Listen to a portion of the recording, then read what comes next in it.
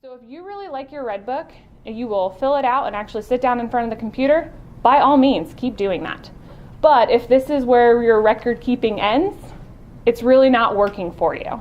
Okay, so you put a lot of time into collecting those records, but they can't tell you a whole lot if they just sit in the office in a pile. Some of these new ones have smartphone options. Not everyone's into using smartphones. Handy things about them: once you enter it, it's in the cloud, so you can't lose it like you can a book.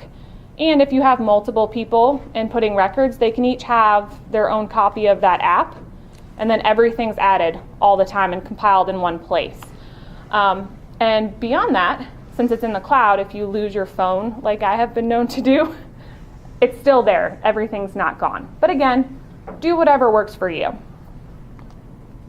All right, moving on from production to operational records, and I should say that's just like a brief overview. We could go crazy in depth, but I don't want to overwhelm you with the sort of things that you can collect. Operational records. So you already have these because you use them to put together your financial records, but a lot of times we don't really look at them. So just some general examples of your direct expenses. It's going to be your vitamin and mineral supplements. It's going to be how much it cost you this year to produce corn silage. How much you spend on fuel and oil and that sort of thing. Because a lot of times we just focus on maximizing production, especially with cattle prices the way they are today. We want a bigger calf, we want a bigger check. But the question is, what did I have to put in order to get that bigger calf? It's really easy for operational expenses to get out of control, and now even though we have a bigger check, we're not actually adding any additional profit. All right, overhead expenses would be the other part. Okay, so this is your labor, insurance, interest, all that stuff. Machine and building depreciation is another one. So most people are going to have some sort of diversified operation.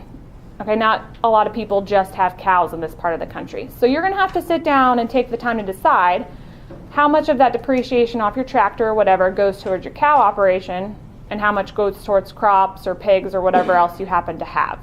A little bit confusing to do, but once you do it once, it's set forever until you change things, I guess. But all of this needs to be included. And you have it. You just have to develop a system for keeping track of it.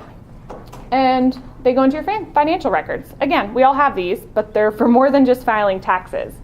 We can look at our cash flows, our balance sheets, that sort of stuff over time, keeping in mind, of course, markets change, but use these as a tool to go back and analyze things as well. A good example here would be unit cost of production. So back to Alfredo and my farms. So in Alfredo's case, for 2013, to produce 100 pounds of calf, it cost him $300.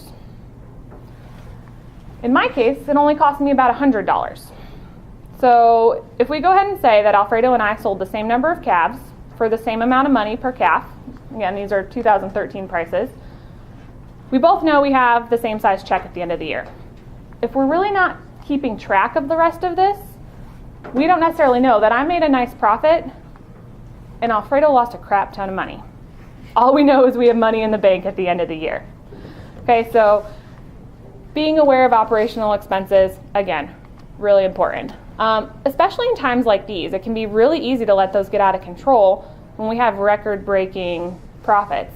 So this is just U.S. average cow-calf returns per cow over time. So I would encourage you to, again, keep track of those operational expenses, even though we know we're getting a really big check. But at the same time, maybe think about investing some of those profits in ways we can improve efficiency around the farm. And it's going to be different for everybody. So if we do that, we can hopefully guarantee some profitability in the future, because unfortunately, cattle prices aren't going to stay this way forever. And those increases in efficiency will hopefully keep us in the black in a more normal year. So putting it all together, this integration of records for production, operational, and financial. You could sit down in Excel and different things and do this yourself, but there are some products out there for you. One of them is the U of M Center for Farm Financial Management, FinPac. Has anyone used that before? A couple. So one neat thing about this is it was developed specifically for farms, specifically for integrated crop and livestock farms. So it's pretty well set up once you've taken all these records for you to just input them, and it helps you generate your tax forms as well, so that's kind of nice. Quicken, which is a popular accounting tool, is something that you can use to do this, but because it wasn't specifically developed for farm use, you have to spend some time up front kind of configuring it, making the different categories that we would have, that sort of thing. The final thing I have up here is Cattle Max. So they advertise this product as doing financial analysis. For my use, I found it really doesn't do much in terms of analysis. It's really just a better record-keeping tool in terms of financials. It does a lot of analysis on the production side. So just something to be aware of. But again, if you use the free demo, you would figure that out over time. But this sort of software, any of them, can be combined with some of these other ones to give you the whole picture. Takeaway message. I really have two takeaway messages. Start simple. If we're really gung-ho and collect all sorts of stuff, we get overwhelmed and don't do anything with it, and we're back to the same point. The other thing is that in order to make this work, so we collect good data, we analyze it, we use those analyses to drive decision making, and then we have to implement them, and that can be tough.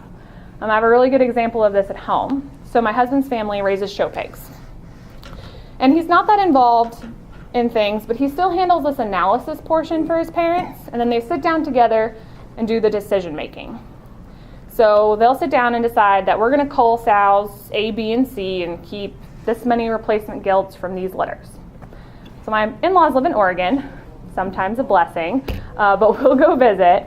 I do love them, I should say that up front. They are fabulous, but sometimes a blessing. But we'll go visit, and the first thing my husband does is beeline it out to the barn, check out the pigs. And he'll come back and he'll ask his dad, so why are sows A, B, and C still here? We talked about shipping them months ago. He'll be like, well, you know, I was breeding sows and I had some semen left over and I didn't want to waste it. Okay, so I bred them and it stuck, and now we have these sows hanging around. Two issues here. One, we didn't want to keep them for a reason in the first place. Maybe we had to pull every pig last year, their pigs are just horrible, whatever.